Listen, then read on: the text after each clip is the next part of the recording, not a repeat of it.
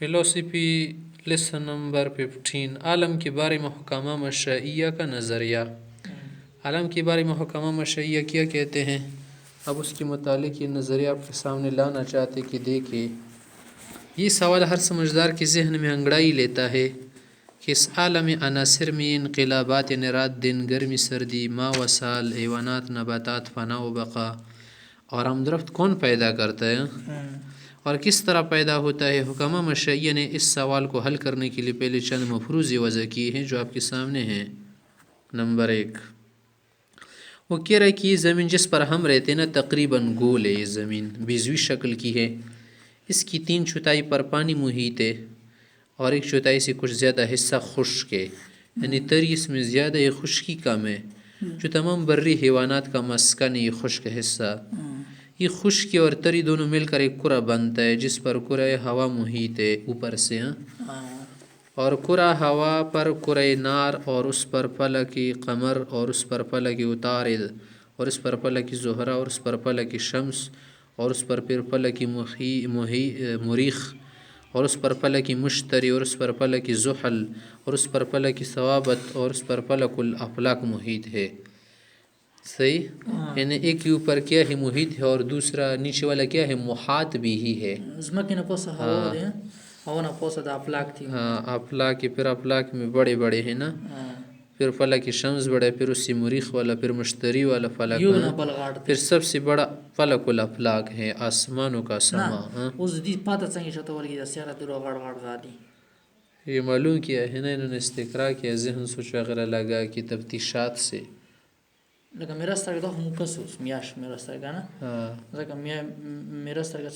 تو تم جب اس فن کو مانو گے نا تب یہ باتیں مانو گے، اگر یہ فن تم نے ماننا نہیں ہے تو پھر پڑھنے کا کیا مطلب ہے؟ جن کی باتیں آپ تسلیم ہی نہ کرے، اس لیے ہم مانتے ہیں ان کے نظریے ہے، یہ بات ہم نہیں مانتے۔ چلو اب دیکھیے یہاں پر اس نے کیا کہا، یہ ان کا پہلا مفروضہ ہے کہ زمین کیا ہے، اس اعتبار سے خشکی والا حصہ بہت چھوٹا ہے، پھر اس سے بڑھ کر ہمارے پاس کرے ہیں ہوا میں، افلاک وغیرہ فلکوں کی شکل میں ہیں۔ پھر کہہ رہا ہے کہ یہ 4 عناصر اور 9 افلاک پیاس کے چلکوں کی طرح تہ بتہ مل کر یہ عالم جسمانی تیار ہوتا ہے، تیار ہوا ہے نا، جیسے پیاس کے چھلکے ہیں نا تہ بتہ ایک دوسرے پر پڑے ہیں نا، ایسی سمجھ لی بیچ کا جو ٹکڑا ہے چھوٹا سا ہوتا ہے پیاس کا نا، اوپر کے جو چھلکے ہیں وہ بڑے بڑے ہوتے ایک دوسرے سے محیط ایک دوسرے کی، اس طرح دنیا عالم جسمانی بھی ہے۔ ایک بات تو ہوگی نا، ایک مفروضہ۔ ہاں دوسرا مفروضہ دیکھ لیں، وہ کہتے ہیں کہ یہ اجسام ارضی آگ، پانی، ہوا، مٹی اور اجسام فلکی جو بظاہر طول، عرض اور عمق میں پھیلی ہوئی جواہرات ہیں اور وصل و فصل اور جوڑ توڑ کی قابلیت رکھنے والے آپ کو نظر آتے ہیں نا، ان کو دیکھ کر یہی اجسام طبیعیہ ہے جو 2 اجزاء جوہری یعنی حیل اور صورت جسمیہ سے مرکب ہے۔ ہاں یہ سب اجسام مرکب ہے، ہم بھی مانتے ہیں حیل اور صورت جسمیہ۔ ان تمام اجسام میں جو مطلق طول و عرض و عمق محسوس ہوتا ہے نا وہ صورت جسمیہ کا اثر ہے، اور جو جوڑ توڑ کی جو قابلیت آپ کو محسوس ہوتی ہے نا یہ حیولہ کی خصوصیت ہے، کیونکہ حیولہ میں جوڑ توڑ اور یہ خرق وغیرہ التیام ہوتا ہے، اور ان دونوں اجزاء سے جسم طبیعی تیار ہوتا ہے، یعنی حیولہ صورت جسمیہ سے۔ پھر جسم طبیعی کے ساتھ مخصوص صورت نوعیہ بھی ہوتی ہے، مخصوص صورت نوعیہ کیا ہے؟ مائیہ حصہ بھی ہے نا ہمارے پاس، ہوائیہ، اس طرح سے ناریہ، ارضیہ، فلکیہ وغیرہ ملتی ہیں، تو جسم مطلق کی انواع وجود میں آتی ہیں، اور اس طرح اجسام مخصوص 3 اجزاء جوہریہ یعنی حیولہ، صورت جسمی اور صورت نوعیہ سے مرکب ہے۔ ہر عقلی مانتا ہے نا، عقل ہو تو عقل آپ کو خود کہے گی کہ ایسا بالکل ہے۔ نمبر 3 مفروضہ، حکمائے مشائیہ ماورائے محسوسات کئی اشیاء تسلیم کرتے ہیں، بعض ایسی چیزیں ہیں جو ہمارے محسوسات سے کیا ہے؟ ماورا ہے، ہم ادراک نہیں کر سکتے، صحیح، جیسے واجب الوجود ذات ہے، ہم اس کو محسوس نہیں کر سکتے، عقول عشرہ ہے، اس طرح نفوس فلکیہ ہے، اور اس طرح انسانی و حیوانی، اور پھر آگے کہہ رہا ہے کہ وہ تمام موجودات جو بھی ہے نا ان کا موجد اصلی واجب الوجود ہے، اس کو فلاسفہ مانتے ہیں حکمہ مشرعیہ کہ واجب الوجود تو اللہ ہے، مگر وہ وجود زمانے کے لیے حرکت فلکی کو علت مانتے ہیں۔ اس زمانے میں جو وجود ہے نا، اس میں تبدل و تغیر ہوتا ہے، جو کچھ رونما ہوتا ہے دن رات کی کیا تبدیل، اختلاف الشمس اور اس طرح سے اختلاف اللیل والنہار، یہ سب کیا ہے؟ حرکت فلکی کی وجہ سے ہیں۔ یہ سیارے وغیرہ، یہ ستارے اور یہ شمس اور یہ آسمان کی حرکت وغیرہ کی وجہ سے سب کچھ نمودار ہوتا ہے۔ اصل کام کرنے والا کون ہے؟ آسمان ہے، اس کی حرکت ہے۔ اور حرکت فلکی سے پہلے کئی موجودات کو بھی تسلیم کرتے ہیں، جن کو حادث بالذات اور قادم بالزمان مانتے ہیں۔ یعنی حرکت فلکی سے پہلے ان کے پاس کچھ ایسے موجودات ہیں کہ ذات کے اعتبار سے تو حادث واجب الوجود نہیں ہے نا، لیکن زمانہ ان کا معلوم نہیں ہے کہ کب سے یہ چیزیں موجود ہو گئی تھی، حادث نہیں ہے، قدیم ہے زمانے کے اعتبار سے۔ حادث بالذات کیوں ہے کہ محتاج ہے، اور قدیم بالذات کیوں ہے؟ ابتدا نہیں ہے، کسی اور کو چلا سکتے ہیں۔ نمبر 4 مفروضہ ہائپوتھیسس نمبر 4 ہے حکمہ مشرعیہ نے جب انقلابات و حوادثات میں اختلافی فصول کو مؤثر پایا کہ جو فصل ہیں، فصل الربیع، فصل الشتاء و فصل الخریف، صحیح دا، اسی کو کیا معنی؟ مؤثر معنی، اور اختلافی فصول میں حرکات آفتاب و افلاک کو مؤثر پایا۔ پھر آگے کہہ رہا ہے کہ ان فصول میں جو تغیر آتے ہیں، گرمی سردی کہاں سے آتی ہے؟ سورج وغیرہ اور آسمانی حرکت کی وجہ سے ہے نا۔ جب ہمارے زیادہ قریب ہو سورج تو اس وقت گرمی زیادہ ہوتی ہے، جب دور ہو تو گرمی کم ہوتی ہے۔ تو ان کے ذہن میں سوال ابھرا، یہ سوال پیدا ہوا کہ خود حرکات آفتاب و افلاک میں اختلاف کہاں سے آتا ہے؟ چلے تو ہم مانتے ہیں کہ نیچے والی چیزیں ان سے متاثر ہے، لیکن ان افلاک وغیرہ کی جو کیا ہے اثرات و حرکات ہے، ان میں کون محرک ہے؟ انجن کون؟ اصل انجن۔ تو کہہ رہے کہ اس خیال نے ان کو حرکات افلاک کی تحقیق کی طرف مائل کیا، تو کیا کرنے لگے؟ حرکات افلاک میں لگ گئے کہ ہم اس کو معلوم کرنا چاہتے کہ کون محرک اصلی ہے۔ تو انہوں نے رصدگاہ قائم کی، رصدگاہ جیسے دوربین وغیرہ، ٹیلیسکوپ وغیرہ، یہ جو مشینیں ہیں نا، یہ لگائی جاتی ہیں۔ وہاں بیٹھ کر ماہرین فلکیات نے، جو آسمانی چیزوں کے دیکھنے کے ماہر ہوتے ہیں نا، چاند، سورج اور دیگر تاروں اور افلاک کی حرکات پر غور کیا، تو ان کو درج ذیل معلومات حاصل ہوئی۔ بڑی جستجو اور تفتیش اور تحقیق اور چھان بین کے بعد یہ نتائج ان کے سامنے آئے۔ نمبر 1، چلو عام بات میں کہہ دیا، اس عالم عناصر کے اوپر 7 سے افلاک ہے، انہوں نے کہا، جن میں صرف ایک تارہ ہے، اور ان کے اوپر ایک 8واں فلک ثوابت ہے، جس میں سارے ستارے جو ہم کو نظر آتے ہیں نا جڑے ہوئے ہیں۔ یہ جو افلاک 7 ہیں نا نیچے، ان میں صرف ایک تارہ ہے۔ جو تارے ہمیں رات کو نظر آتے ہیں نا، یہ ان افلاک میں نہیں ہے نیچے والی، یہ تو صرف اوپر والے فلک میں ہے، 8ویں میں ہے۔ صحیح، انہوں نے نظر رکھا۔ پھر آگے کہا کہ یہ جو ستارے ہیں نا، یہ بھی آسمان کے نیچے لٹکی ہوئی نہیں، جیسے پانوس، للٹین وغیرہ لائٹ ہوتا ہے نا، بلکہ کیا ہے؟ گڑے ہوئے ہیں، اس میں ثابت ہیں۔ فلک ثوابت اس کو اس لیے کہا جاتا ہے کہ اس میں کیا ہے؟ ثابت ہے، خاک دی پکے دیوال، جیسے دیوار میں کیا کر دے؟ جواہر وغیرہ یا موتی یا خوبصورت پتھر کو کیا کر دے؟ گاڑ دے، یا جیسے لائٹ بلب ہم لگاتے ہیں نا قاعدہ میں، جو اس کا بورڈ ہوتا ہے نیچے۔ ہمارے مذہب کے مطابق تو یہ ستارے آسمان کی نیچے، آسمان کے ساتھ ٹچ نہیں ہے، بالکل نیچے ہیں، اور ان کے لیے دائرے ہیں، اس میں یہ تیر رہے ہیں۔ وَكُلٌّ فِي فَلَكِ يَسْبَحُونَ، صحیح، وہ ایسا نہیں مانتے، وہ کہتے ہیں کہ ثبت ہے، ثبت مطلب اسمان پر خاکی دی، خاک اور کس کی لکیر کی ممیز خاک کی بدوم دنی سیدھا شیطہ۔ اور سب سے اوپر 9 آسمان فلک الافلاک ہے، جس میں کوئی تارہ نہیں ہے۔ افلاک 7 سیارہ مغرب سے مشرق کی طرف دھیمی چال سے حرکت کرتے ہیں۔ افلاک 7 جو ہے نا، دھیمی حرکت سے، آہستہ حرکت سے، چال سے حرکت کرتے ہیں، اور فلک الافلاک سب سے تیز چال سے مشرق سے مغرب کی طرف حرکت کرتا ہے۔ کیا مطلب؟ افلاک سابغات و معارف سے مشرق کی طرف حرکت کر رہے ہیں نا، اور فلک الافلاک کس سے؟ مشرق سے مغرب کی طرف، وہ مغرب سے مشرق کی طرف ہے نا، اور یہ ادھر سے ہیں، تو اس طرح سے کیا آتے ہیں؟ تغیر آتے ہیں، تغیرات آتے ہیں دنیا طوی کی طرف سے۔ ہاں، آسمان کی حرکت وہ کہتے ہیں، دنیا کی حرکت نہ کہو، دنیا تو پوری دنیا ہے نا، کرہ زمین، کرہ زمین سے کہا جاتا ہے۔ یہ فلاسفہ حضرات پہلے بھی کہتے تھے کہ اصل حرکت آسمان کی ہے، یہ زمین حرکت نہیں کر رہی، پھر ہمارے علماء نے ثابت کیا کہ نہیں، اصل حرکت زمین کرتے، آسمان کھڑا ہے جگہ پر، راکد ہے، دائم ہے۔ اور بوجہ اتصال ما تحت افلاک کو بھی حرکت دیتا ہے، یعنی اوپر الجفلق الافلاک ہے نا، اتصال کی وجہ سے تو ظاہر ہے جب پر کئی چیزیں نیچے نٹ کے ذریعے سے ٹچ ہونا، اوپر کو حرکت دو، نیچے والے کو بھی حرکت ہوتی ہے۔ یہی حرکات افلاک نظام عالم اور اس کے سارے انقلابات و تغیرات کا اصلی باعث ہے۔ اصل علت کیا ہے؟ یہی حرکات سماویہ ہے بس۔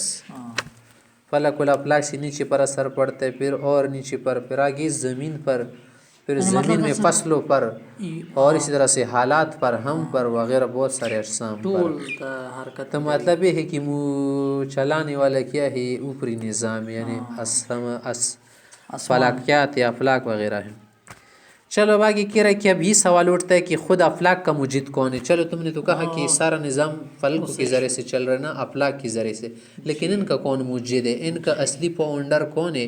بنانے والا مؤسس ان کا کون ہے؟ خالق صانع کون ہے؟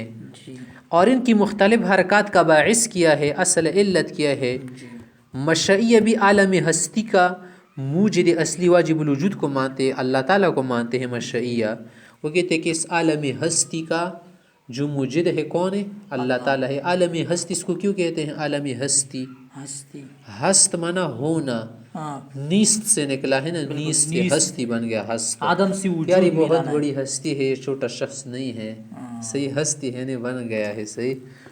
مگر ان کا ایک خود ساختہ قانون یہ ہے، ان مشائیہ نے پھر ایک قانون اپنی طرف سے گھڑا ہے، اپنی طرف سے بنا ہے، خود ساختہ، کہ واحد حقیقی سے صرف واحد صادر ہوتا ہے۔ اگر ایک چیز ایک ہونا تو اس سے ایک بنے گا، اور وہ ایک چیز صرف ایک چیز کو پیدا کرے گا۔ جیسے مرغی ہے نا، ایک ہے نا، ایک انڈا دے گی مرغی، کیا ایک ٹائم پر 2 انڈے دے سکتی مرغی؟ نہیں دے سکتی نا۔ یعنی جو چیز ہر جہت سے ایک ہو، ایک ہی، وہ ایک سے زائد اشیاء کو موجود نہیں کر سکتی۔ ہاں کسی چیز میں مختلف جہات موجود، وہ الگ بات ہے۔ تو مختلف اعتبار سے تریشر دیکھو، ایک طرف سے تو گندم کو پھینک رہا ہے نا تریشر، ایک طرف سے کیا کر رہے بھوس، اور ایک طرف سے کیا غنم وغیرہ توکے وغیرہ نکالتے ہیں نا۔ تو اس تریشر میں کیا ہے؟ ایک وقت پر 3 کام کر رہے، کیونکہ اس میں جہات مختلف ہے، مختلف جہات ہے نا، لیکن کیا ہے بعض ایسی چیزیں کہ صرف ایک چیز کو بس نکال دیتی ہیں، ایک چیز کو وجود میں لاتی ہیں۔ تو اس لیے کہہ رہا ہے تو وہ مختلف اعتبارات سے مختلف چیزیں موجود کر سکتی جس کی جہات مختلف ہو۔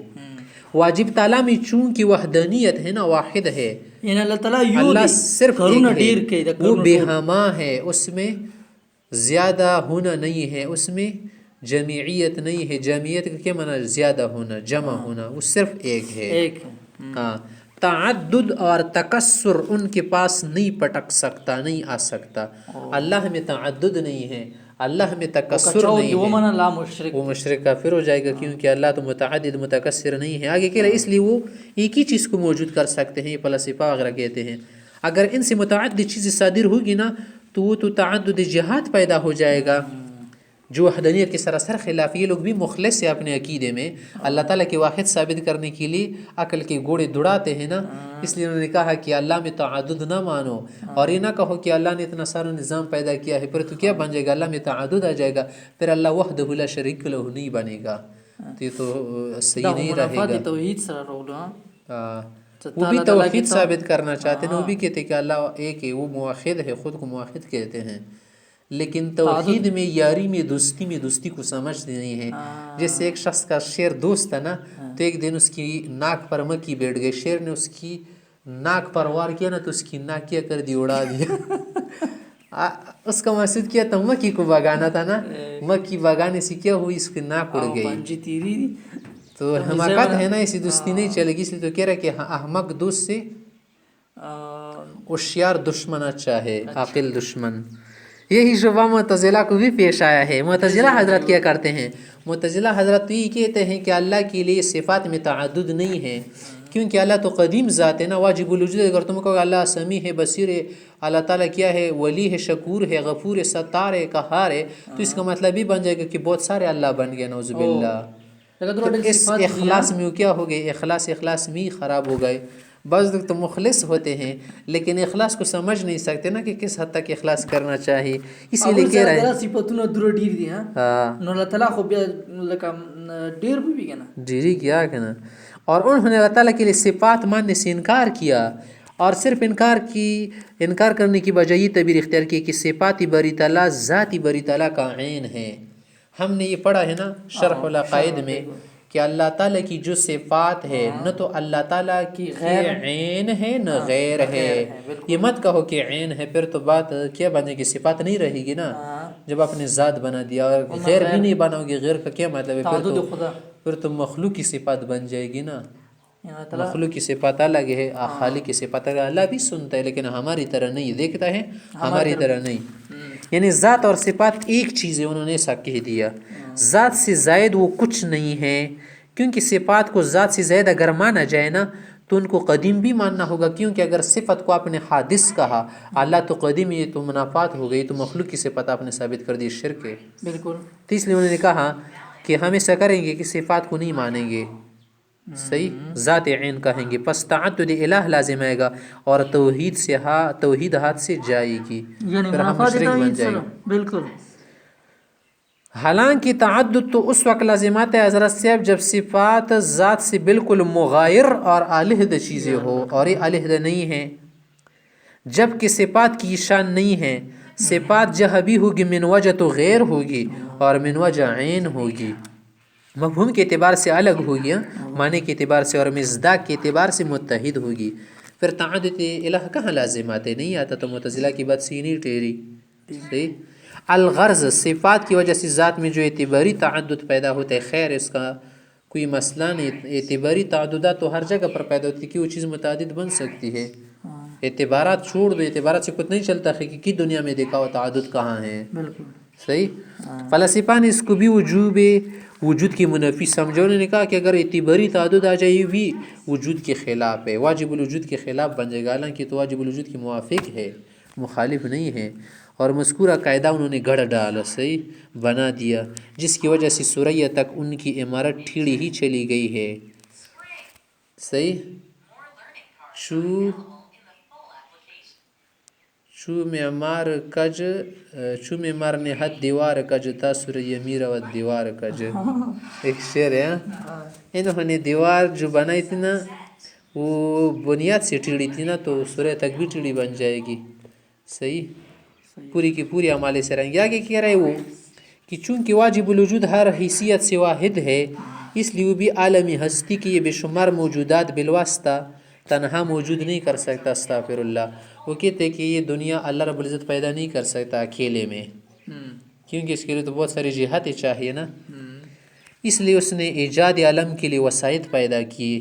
جیسے ایک آدمی خود کام نہیں کر سکتا ہو نا، تو پھر وہ سطح بناتے ہیں نا، چمچے وغیرہ ہوتے ہیں، وہ کام چلاتے ہیں نا. صحیح. تو ان کے ذریعے سے کام چلے گا، اکیلے تو کوئی نہیں کر سکتا نا. بادشاہ کی اکیلے دنیا چلا رہا ہے، یہ ملک چلا رہا ہے. بادشاہ کی نیچے وزراء ہوتے ہیں، پھر اور نیچے کے وزراء ہوتے ہیں ذیل کے، پھر ان کے اور نیچے کام چل رہے ہیں نا. ایک سلسلہ ہے ترتیب وار، اس سے سارا کام چل رہا ہے. انہوں نے بھی اللہ تعالیٰ کو مخلوق پر قیاس کیا، جن کو عقول کہتے ہیں. یہ عقول اشارہ پر انہوں نے نظام کو چھوڑ دیا ہے کہ آخر میں اللہ تعالیٰ نے عقول اشارہ کو نظام چھوڑا کہ تم سنبھالو. جو جواہر مجردہ ہے، غیر مرئی ہے، پاکیزہ اور بنظیر قوت و تدبر کی مالک ہے. یہ قوت عقلیہ کیا ہے؟ پاکیزہ ہے، غیر مرئی ہے، نظر نہیں آ رہی ہمیں، اور اس طرح سے مجردہ ہے، خالی ہے، جسم وغیرہ سے پاک ہے، نفوس قدسیہ ہے وغیرہ. اور واجب تعالیٰ نے ایجاد عالم کا سلسلہ اسی طرح قائم فرمایا ہے کہ سب سے پہلے واجب الوجود تعالیٰ نے عقل اول کو پیدا کیا. اس کو کہتے ہیں العقل الاول. عقل اول میں 3 جہتیں تھی.